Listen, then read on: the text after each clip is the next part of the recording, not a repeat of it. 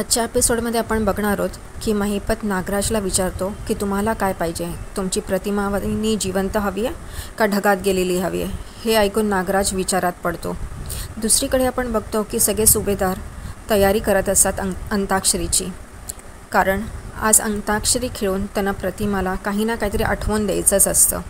त्यामुळे सगळे तयारीत असतात. अंताक्षरीसाठी ते 2 गट पाडतात.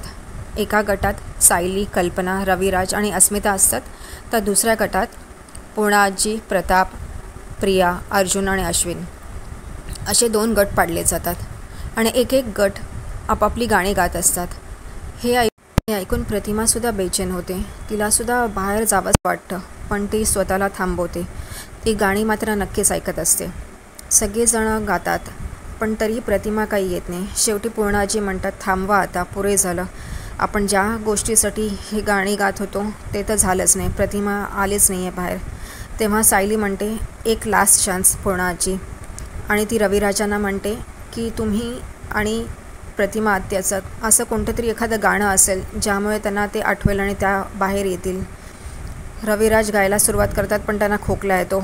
म्हणून शेवटी सायली ते गाणं पूर्ण करते आणि तेवढ्यात प्रतिमा बाहेर येते आणि सायलीला मिठी मारून रडत बसते. आणि सगळेजणच फॅमिली मेंबर उठतात आणि हे बघत बसतात की प्रतिमा शेवटी बाहेर आली आहे.